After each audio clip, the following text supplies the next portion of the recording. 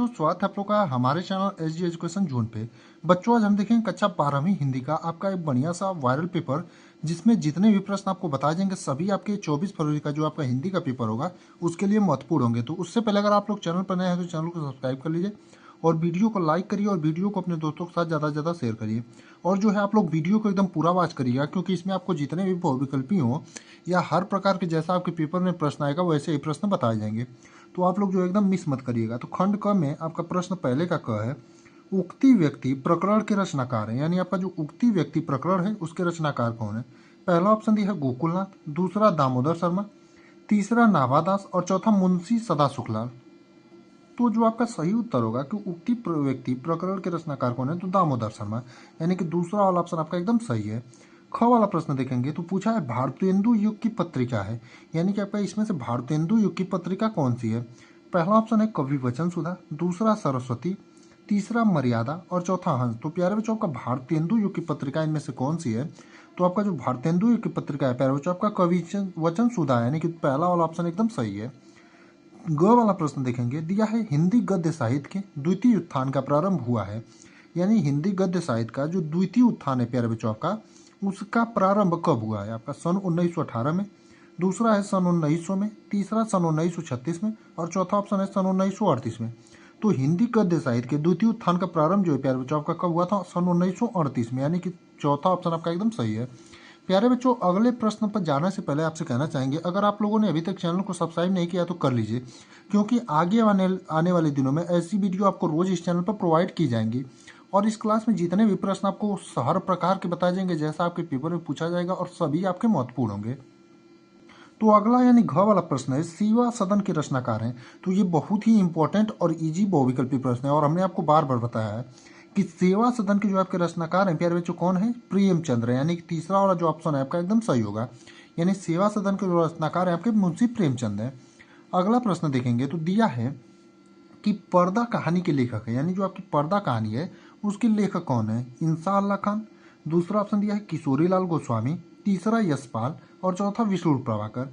यानी कि आपका पर्दा कहानी के जो लेखक है प्यारे बच्चों कौन है, तो आपके जो पर्दा कहानी है प्यारे बच्चों उसके लेखक हैं आपके यशपाल, यानी कि तीसरा वाला ऑप्शन आपका एकदम सही होगा। अब दूसरे का कह दिया है आपका आदिकाल का ग्रंथ नहीं है, यानी कि आपका इनमें से कौन सा जो है आदिकाल का ग्रंथ नहीं है। पहला ऑप्शन दिया है कीर्तिलता, दूसरा विसल देव रासो, तीसरा अलखंड, चौथा पद्मावत। तो प्यारे बच्चों, आपका आदिकाल का इनमें से कौन सा ग्रंथ नहीं है, तो आपका कीर्तिलता, यानी कि पहला वाला ऑप्शन आपका एकदम सही होगा। अब इसी में दूसरा यानी ख वाला प्रश्न है, अष्ट छाप के कवियों का संबंध भक्ति काल की, यानी कि अष्ट छाप की जो कवि थी प्यारे बच्चों उनका संबंध किस भक्ति काल से, राम भक्ति शाखा से, दूसरा ज्ञानाश्रयी शाखा से, तीसरा प्रेमाश्रयी शाखा से, चौथा कृष्ण भक्ति शाखा से। तो प्यारे बच्चों, का अष्ट छाप के कवियों का संबंध जो है किस भक्ति काल के शाखा से है, तो आपका कृष्ण भक्ति शाखा से, यानी कि चौथा वाला ऑप्शन आपका एकदम सही होगा। अगला वाला प्रश्न देखेंगे प्यारे बच्चों, तो दिया है आपका श्रृंगार और वात्सल्य रस के अमर कवि, यानी कि आपका जो श्रृंगार रस है और वात्सल्य रस है उसके अमर कवि कौन है। आपके पहला ऑप्शन है केशवदास, दूसरा कबीरदास, तीसरा सूरदास और चौथा कविवर बिहारी। तो आपका श्रृंगार और वात्सल्य रस के जो अमर कवि है प्यारे बच्चों आपके कौन है, सूरदास, यानी कि तीसरा वाला ऑप्शन आपका एकदम सही है। अगला घ में चांद का मुंह टेढ़ा है रचना की विधा, यानी आपका जो चांद का मुंह टेढ़ा है वो आपकी किस विधा की रचना है, यानी कि कौन सी विधा है। आपका काव्य है, दूसरा उपन्यास है, तीसरा आपका निबंध है और चौथा कहानी। तो प्यारे बच्चों, आपका चांद का जो मुंह टेढ़ा है आपकी कौन सी विधा की रचना है, तो आपका काव्य, यानी कि पहला वाला ऑप्शन आपका एकदम सही है। अब अगला प्रश्न देखेंगे तो दिया है कबीरवाड़ी के डिक्टेटर हैं, कथन है आपका, और ये हमने आपको पहले ही बताया कि कबीरवाड़ी के डिक्टेटर हैं, कथन किसका, आपका आचार्य हजारी प्रसाद द्विवेदी का, यानी पहला वाला ऑप्शन आपका एकदम सही। अब आपका बहुविकल्पी प्रश्न खत्म हो गया। अब देखेंगे आपका जो है आपका जो आते हैं गद्यांश पर आधारित प्रश्न, और आपको यहाँ पर दो गद्यांश दिए रहते हैं और कोई एक करना रहता है, अथवा करके आपको दो ऑप्शन मिलते हैं आपके पेपर में भी। और इसमें से आपको महत्वपूर्ण गद्यांश का एक हमने प्रॉपर वीडियो बनाया था, उसको अगर आप लोगों ने नहीं देखा हो तो जा करके जरूर देखें कि कौन कौन से आपके महत्वपूर्ण गद्यांश और पद्यांश है और आपके बोर्ड एग्जाम में लगातार पूछे जाते हैं। और यहाँ से आपके जो है 10 नंबर के क्वेश्चन पूछे जाते हैं, जो कि 5 प्रश्न होते हैं, प्रत्येक 2-2 नंबर के। तो गद्यांश को सॉल्व करते समय आप उसको 2 से 3 बार ध्यानपूर्वक पढ़ें, ताकि इसमें जितने भी क्वेश्चन आपको रहें एकदम तुरंत समझ जाए। तो जैसे दिया है, जंगल में जिस प्रकार अनेक लता वृक्ष और वनस्पति अपने अद्भय भाव से उठते हुए पारस्परिक सम्मिलन से और विरोधी स्थिति प्राप्त करते हैं, उसी प्रकार राष्ट्रीय जन अपनी संस्कृतियों के द्वारा एक दूसरे के साथ मिलकर राष्ट्र में रहते हैं। जिस प्रकार जल के अनेक प्रवाह नदियों के रूप में मिलकर समुद्र में एक रूपता प्राप्त करते हैं, उसी प्रकार राष्ट्रीय जीवन की अनेक विधियां राष्ट्रीय संस्कृति में समन्वय प्राप्त करते हैं। समन्वय युक्त जीवन राष्ट्र का सुखदायी रूप है। अब आप देखेंगे हमने 2 से 3 बार इसको ध्यानपूर्वक पढ़ने के लिए इसके लिए कहा था। जो आपको क्वेश्चन मिलते हैं इसी में उसका आंसर छिपा रहता है, तो आप उसको कर लें। अब पहला क्वेश्चन है, प्रस्तुत गद्यांश के पाठ एवं लेखक का नाम लिखिए। तो हमने आपको गद्यांश की पहचान करने वाले जो शब्द बताए थे, अगर आप लोगों ने उस वीडियो को नहीं देखा हो तो जाकर जरूर देखें, वहां से आप पहचान कर जाएंगे कि आपका कौन से पाठ से। तो जैसे इसका शीर्षक आपका है यानी पाठ राष्ट्र का स्वरूप, और इसके लेखक हैं जो गद्यांश का आप है वासुदेव सरल अग्रवाल जी। अब दूसरा है रेखांकित अंश की व्याख्या कीजिए। तो आपकी रेखांकित अंश क्या है, समन्वय युक्त जीवन राष्ट्र का सुखदायी रूप है। यानी कि समन्वय मतलब एक दूसरे से जुड़ा, जो आपका युक्त यानी कि जुड़ा हुआ जीवन जो रहता है वो राष्ट्र के लिए यानी देश के लिए जो है सुखदायी रूप होता है। इसको आप अपने शब्दों में किसी प्रकार से भी जो है रेखांकित अंश होता है उसको बड़े करके लिख सकते हैं। अगला है, प्रस्तुत अनुच्छेद के अनुसार जंगल में क्या क्या मिलता है। तो आप देखेंगे प्रस्तुत अनुच्छेद के अनुसार, इसके अनुसार जो है जंगल में आपका क्या क्या मिलता है। तो आप देखेंगे जंगल में जिस प्रकार अनेक लता, वृक्ष और वनस्पति अपने अद्भुत भाव से उठते हुए पारस्परिक सम्मिलन से, यानी लता मिलती हैं, वृक्ष मिलता है और वनस्पति मिलते हैं, इसके हिसाब से जो आपका अनुच्छेद है। अगला है, जल प्रवाह नदी के रूप में किससे मिलता है। तो आप देखेंगे इसीलिए हमने आपको कहा था 2 से 3 बार पढ़िए इसको ध्यानपूर्वक, जिससे आंसर क्वेश्चन के आंसर तुरंत मिल जाए। जैसे दिया है, जिस प्रकार जल के अनेक प्रवाह नदियों के रूप से में मिलकर समुद्र में एक रूपता होते हैं, यानी कि जल प्रवाह नदी के रूप में किससे मिलता है, तो आपका समुद्र से मिलता है। अगला क्वेश्चन है, राष्ट्रीय जीवन की अनेक विधियां राष्ट्रीय संस्कृति में क्या प्राप्त कर रही हैं। तो आप देखेंगे ये भी क्वेश्चन जो है उसी प्रकार राष्ट्रीय जीवन की अनेक विधियां राष्ट्रीय संस्कृति में समन्वय प्राप्त करते हैं। तो आपका जो हो जाएगा यहाँ पर समन्वय लगा देंगे बस। तो इसी प्रकार से आप अपने बोर्ड एग्जाम में जो है 24 फरवरी के पेपर में गद्यांश को सॉल्व करेंगे। अब जैसे इसको आता है तो वो वाला करिए, या फिर अथवा में आपको दिया है जैसे ये वाला दूसरा वाला, अब इसका भी आपको कुछ क्वेश्चन बता देते हैं, कुछ आप अपने से भी प्रयास करिएगा। जैसे नए शब्द, नए मुहावरे एवं नई रीतियों के प्रयोग से युक्त भाषा की व्यवहारिकता प्रदान करना ही भाषा में आधुनिकता लाना है। दूसरे शब्दों में केवल आधुनिक युगीन विचारधाराओं के अनुरूप नए शब्दों के गढ़ने मात्र से ही भाषा का विकास नहीं होता है, वरन नए पारिभाषिक शब्दों को एवं नूतन शैली प्रणालियों को व्यवहार में लाना ही भाषा को आधुनिकता प्रदान करता है। अब यहाँ पर आप देखेंगे भाषा और आधुनिकता शब्द बार बार आया है, इनके आपका पाठ तो तुरंत आप समझ जाइएगा किससे, भाषा और आधुनिकता से। यानी कि प्रस्तुत गद्यांश के पाठ एवं लेखक का नाम लिखिए। तो भाषा और आधुनिकता, और इसके जो आपके लेखक है प्रोजी सुंदर रेड्डी हैं। दूसरा है, रेखांकित अंश की व्याख्या कीजिए। तो आप लोग जो है इसके जो क्वेश्चन है आप लोग खुद से भी प्रैक्टिस करिएगा। जो ये 4 क्वेश्चन है आप लोगों को होमवर्क के रूप में है कि इसकी प्रैक्टिस करिएगा स्क्रीनशॉट मार के। अब आपको हम भी बता सकते हैं इसका आंसर जो, लेकिन आपको सब कुछ आंसर बता दिया जाएगा तो आप प्रैक्टिस खुद से नहीं करेंगे। जैसे किन किन के प्रयोग से भाषा आधुनिक बनती है, तो अब इसको भी इसमें आप ध्यानपूर्वक खोजेंगे। जैसे देखेंगे नए शब्द, नए मुहावरे एवं नई रीतियों के प्रयोगों से युक्त भाषा की व्यवहारिकता प्रदान करती है, यानी भाषा में आधुनिकता लाती है। यानी नए शब्द, नए मुहावरे एवं नई रीतियों से जो है भाषा आधुनिक बनती है। अब इसमें सभी क्वेश्चन आपके छिपे होते हैं, तो आप लोग खुद से कुछ प्रयास करिए, और ये 2-3 क्वेश्चन जो है आप लोग होमवर्क में रूप में लीजिए और आप खुद से भी प्रयास करिए।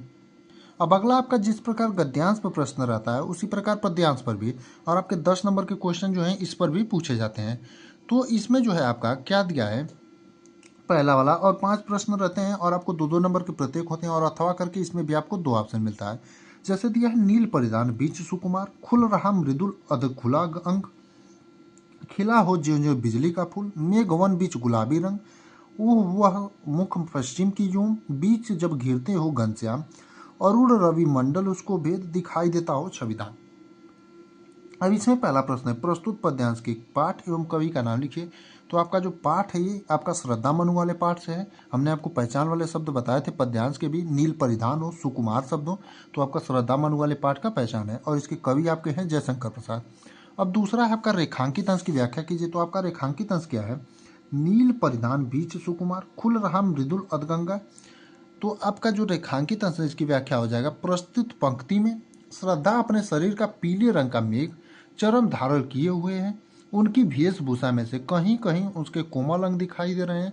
उनको देखकर ऐसा प्रतीत हो रहा था मानो नीले बादलों के वन में गुलाबी रंग का सुंदर बिजली का फूल खिला हो। तो यही जो है आपका प्रस्तुत जो आपका दिया है रेखांकित अंश उसकी व्याख्या है। अब इसमें कुछ और आपके क्वेश्चन है, मेघ वन बीच गुलाबी रंग में कौन सा अलंकार है, तो ये खुद से भी आप लोग कुछ प्रयास करिए। जिससे रेखांकित अंश की व्याख्या थोड़ी कठिन होती है आपका पद्यांश में, इसको हमने आपको बता दिया।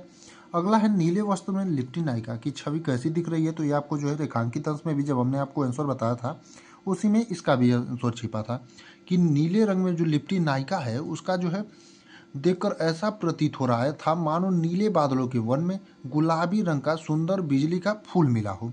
अगला है परिधान और मृदुल शब्द का जो है अर्थ बताइए, तो आपका मृदुल मतलब मुलायम भी होता है, परिधान का आप लोग देखिएगा, ध्यान दीजिएगा, इसको भी आप लोग नोट करके लिख लीजिएगा। अब अथवा वाला जो क्वेश्चन है इसको आप लोग खुद से करेंगे क्योंकि एक हमने आपको बता दिया, एक आप होमवर्क में लिख लीजिए। दिया है इस धारा सी जग का कम शाश्वत, इस जीवन का उद्गम, शाश्वत है गति, शाश्वत संगम, शाश्वत नभ का नीला विकास, शाश्वत शशि का यह रजत हास, शाश्वत लघु लहरों का विलास, हे जिग जीवन के करधार, चीर जन्म मरण के आर पार, शाश्वत जीवन नौका विहार, मैं भूल गया अस्तित्व ज्ञान, जीवन का यह शाश्वत प्रणाम, करता मुझको अमरत्व था। अब पहला क्वेश्चन है प्रस्तुत पद्यांश के पाठ एवं कवि का नाम लिखिए, तो इसको आप लोग खुद से करिएगा। दूसरा है रेखांकित अंश की व्याख्या कीजिए, तो आप लोग सभी प्रश्न जो दिए हैं, तीसरा भी आपका नाव की गति को देखकर कवि के मन में कैसे विचार आ रहे हैं, तो इसको आप स्क्रीनशॉट मार लीजिएगा और खुद से प्रयास करिएगा सभी प्रश्नों को। जैसे चौथा है कवि के अनुसार जीवन में क्या शाश्वत है, आप लोग सभी को स्क्रीनशॉट मार लीजिएगा। अब अगला आपका पांचवा प्रश्न आता है, क में आता है आपका लेखक का जीवन परिचय और ख में आता है आपका कवि का जीवन परिचय। सबसे पहले देखेंगे लेखक का जीवन परिचय, तो इसमें आप लोग जो है वासुदेव सागरवाल और आपका आचार्य हजारी प्रसाद द्विवेदी और एपीजे अब्दुल कलाम का अगर याद कर लेते हैं तो आपका जो है 5 नंबर यहाँ से फिक्स हो जाएगा। तो हमने आपको पहले से ही बता रखा था, इन तीनों लोगों का आप लोग याद कर लीजिए, जहाँ से आपको 5 नंबर मिल जाएगा। ख वाला प्रश्न है उसी प्रकार जैसे कवि का आपका है, तो कवि में आप लोग 3 लोगों का याद कर लीजिएगा, अयोध्या सिंह उपाध्याय हरिऔध का, सूर्यकांत त्रिपाठी निराला का और आपका एक जो है महादेवी वर्मा का। 3 लोगों का अगर आप याद कर लेते हैं तो यहाँ से भी आपके 5 नंबर फिक्स हो जाएंगे। तो ये दोनों चीज़ें आपकी हो गई, कवि का जीवन परिचय और लेखक का जीवन परिचय, जिनको जिनको आपको पढ़ना है, जहाँ से आपके 5 नंबर फिक्स हो जाएंगे, यानी 10 नंबर। अगला आपका 6वां प्रश्न है, कहानी तत्वों के आधार पर पंचलाइट अथवा बहादुर कहानी की समीक्षा कीजिए। तो आप जो है पंचलाइट अथवा बहादुर जो कहानी है इनकी जो है आप समीक्षा कीजिए, यानी इनका जो सारांश है इसको आप लोग याद कर लीजिएगा। या फिर अथवा में दिया है कर्मनाशा की हार कहानी के प्रमुख पात्र का चित्रण कीजिए, तो आप लोग कहानी जो है ध्यानपूर्वक पढ़ लीजिएगा क्योंकि यहाँ से भी आपके 5 नंबर के प्रश्न पूछे जाते हैं। अब देखेंगे अगला आपका प्रश्न नंबर 7, तो ये आपका है स्वपठित खंड काव्य के आधार पर निम्नलिखित प्रश्नों में से किसी एक प्रश्न का संक्षिप्त उत्तर दीजिए। अब जो है खंड काव्य आपका जिलानुसार होता है, तो आप लोग जिस भी जिले से बिलोंग करते हैं और आपका जो भी खंड काव्य हो आप लोग वो तैयार कर लीजिएगा। जैसे किसी जिले का आपका रश्मि रथी है तो आप लोग अपना देख करके तैयार कर लीजिएगा। कहीं का आपका श्रवण कुमार है, किसी जिले का आपका मृत्यु यज्ञ है, कहीं का त्यागीपति है और कहीं का सत्य की जीत है और किसी जिले का आलोक वृत्ति है। तो आप लोग जो है अपने जिले अनुसार देख करके आप जिस भी जिले से बिलोंग करते हो अपना अपना खंड काव्य तैयार कर लीजिएगा। अब प्रश्न नंबर 8वां का क यानी खंड ख में आपका निम्नलिखित संस्कृत गद्यांश का संदर्भ सहित हिंदी में अनुवाद कीजिए। यानी जो आपको 2 दिए हैं कोई एक आपको करना रहता है और इसका जो है संदर्भ सहित हिंदी अनुवाद करना रहता है, यानी कि इनका पहले संदर्भ लिखिए और हिंदी अनुवाद, जिसके आपके 7 नंबर मिलते हैं। तो ये जो दोनों आपको दिए गए हैं इन दोनों का आप लोग प्रैक्टिस करिएगा क्योंकि वेरी इंपॉर्टेंट आपके गद्यांश है और ये संस्कृत वाले। और इससे पहले हमने आपको बहुत सारे संस्कृत के गद्यांश पद्यांश सॉल्व कराए हैं, तो आप लोग कुछ होमवर्क के रूप में भी करिए क्योंकि आपका 10 दिन पेपर रह गया, तो आप लोग खुद से भी प्रैक्टिस करेंगे तो समझ में आएगा। जैसे पहला है युवक मालवी, ये आपका महामना मालवी वाले चैप्टर से है, स्वीकियन प्रभाव पूर्ण भाषण, तो ये वाला जो है आप लोग खुद से तैयार करिएगा और देखिएगा खुद से। अगर आप लोगों को नहीं आए तो बाद में अगर आप लोग कमेंट करेंगे तो इसका सॉल्यूशन हम आपको दे देंगे, तो आप लोग खुद से तैयार करिएगा।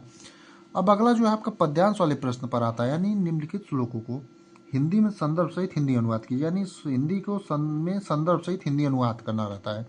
तो आपका 2 पद्यांश दिए गए हैं, इनका आपको संदर्भ सहित हिंदी अनुवाद करना रहता है। जैसे पहला है भाषासु मुख्य मधुरा दिव्या गिरवाड़ भारती तस्य ही मधुर काव्य तस्मादपि सुभाषितम। तो आप लोग जो है दोनों की ये भी दोनों आपके वेरी इंपॉर्टेंट प्यारे बच्चों जो आपके पद्यांश हैं संस्कृत के, तो इन दोनों श्लोकों को भी आप लोग बढ़िया से तैयार कर लीजिएगा क्योंकि यहाँ से भी आपके बार बार जो है प्रश्न पूछे जाते हैं। और जो आपका संस्कृत का श्लोक और गद्यांश वाला प्रश्न था इनको आप लोग एकदम बढ़िया से तैयार करिएगा। और पहले भी जो हमने संस्कृत के गद्यांश और जो है श्लोक वाले क्वेश्चन कराए हैं उनको भी जा करके देख लीजिएगा। अगला है निम्नलिखित में से किन्हीं 2 का संस्कृत में उत्तर दीजिए। तो हमने आपको पहले ही कहा था संस्कृत वाला जो क्वेश्चन आंसर आपका आता है प्रश्न उत्तर, उसके लिए आप संस्कृत का पहला, दूसरा, तीसरा और चौथा जो पाठ है उनके सभी प्रश्न उत्तर अगर आप तैयार कर जाते हैं तो आपका 4 नंबर यहाँ से भी फिक्स हो जाएगा। फिर से एक बार सुन लीजिए, आपका संस्कृत का पहला, दूसरा, तीसरा और चौथा पाठ तैयार कर जाइए और यहाँ से आपके 4 नंबर फिक्स हो जाएंगे। अगला प्रश्न नंबर 10वां का क है, श्रृंगार रस अथवा करुण रस की परिभाषा लिखकर उदाहरण सहित दीजिए। तो हमने आपको रस हो, छंद हो या अलंकार हो, तीनों का प्रॉपर एक वीडियो में जो है कौन कौन से रस पढ़ने हैं और कौन कौन से छंद पढ़ने हैं और कौन कौन से अलंकार पूरा उदाहरण के साथ बताया। उस वीडियो को अगर आप लोगों ने नहीं देखा हो तो जा करके जरूर देखें और जो है वहाँ से आप लोग अपने 6 नंबर पक्के कर जाएंगे। जैसे इसमें दिया श्लेष अथवा अलंकार अथवा दृष्टांत अलंकार की परिभाषा उदाहरण सहित लिखिए। ग में है चौपाई छंद अथवा दोहा छंद की परिभाषा उदाहरण सहित लिखिए। तो ये जितने भी प्रश्न दिए हैं इन सब का भी हमने परिभाषा उदाहरण के साथ बताया है और कुछ अन्य भी बताए हैं जो कि आपके बोर्ड एग्जाम में लगातार पूछे जाते हैं, तो उस वीडियो को जाकर के जरूर देखें। अब अगला यानी प्रश्न नंबर 11वां जो है, निम्नलिखित में से किसी एक विषय पर निबंध लिखिए। और 9 नंबर का ये भी आपको पूछता है। जैसे कुछ टॉपिक दिए गए हैं, बेरोजगारी का समस्या और समाधान बहुत ही इंपॉर्टेंट टॉपिक है। सर्वधर्म संभाव, तीसरा है किसी मेले का आंखों देखा वर्ण, और चौथा गोस्वामी तुलसीदास।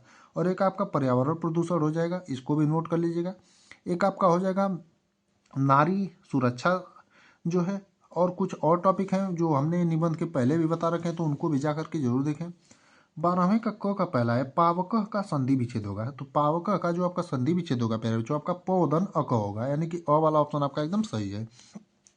अब अगला देखेंगे, दिया है दूसरा वाला, प्रेज्यते का संधि विच्छेद होगा, यानी जो आपका प्रेज्यते है उसका संधि विच्छेद क्या होगा। तो आपका तीसरा वाला जो ऑप्शन है आपका एकदम सही होगा, यानी प्रधन एजते होगा।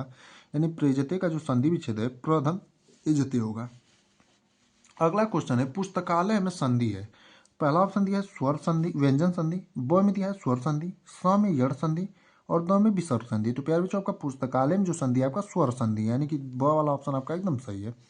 अगला है, निम्नलिखित में से किसी एक का विग्रह करके समास का नाम लिखिए। जैसे दशानन है तो दस है आनंद जी के, तो आप लोग जो है इसका विग्रह करके खुद से भी प्रैक्टिस करिएगा। जैसे एक आपका कृष्ण सर पे और यहाँ से आपके 2 नंबर की पूछता है।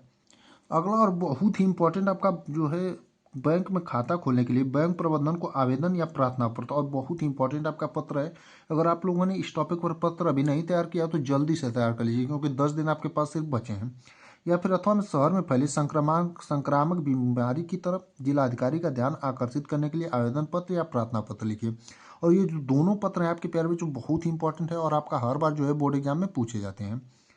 14वें का क जो दिया है कि निम्नलिखित में से किसी एक शब्द के धातु एवं प्रत्यय का योग विशिष्ट लिखिए। जैसे अ है कृतः, ब में गतः और स में तत्वा। और इसमें आपको लिखना क्या है, एक शब्द के जो है धातु एवं प्रत्यय का योग स्पष्ट करना है इन तीनों में से। और दूसरा वाला है, निम्नलिखित शब्द में से किसी एक शब्द का प्रत्यय लिखिए। जैसे प्रभुता का प्रत्यय लिखिए, या फिर जो है आप रूपवती का प्रत्यय लिखिए, या फिर गुणवान का प्रत्यय लिखिए। तो आप लोग किसी एक शब्द का प्रत्यय लिख लीजिएगा, क्योंकि सबका प्रत्यय आप लोगों को एकदम आसानी से आना चाहिए। तो प्यारे बच्चों इस क्लास में जितने भी प्रश्न आपको बताए गए हैं सभी बढ़िया बढ़िया प्रश्न थे और इंपॉर्टेंट प्रश्न थे। तो आप लोगों को उम्मीद करते हैं क्लास एकदम बढ़िया लगी होगी और आप लोग अपनी 24 फरवरी के लिए हिंदी के पेपर के लिए एकदम कड़ी तैयारी में लगे होंगे और आप अपनी बोर्ड की एग्जाम की तैयारी में 1% की भी लापरवाही नहीं बरत रहेंगे। और आप लोग जो है इन सभी प्रश्नों को एकदम बढ़िया से तैयार कर लीजिएगा, क्योंकि यहाँ से प्रश्न आपको अपने 24 फरवरी के पेपर में देखने को 100% मिलेंगे।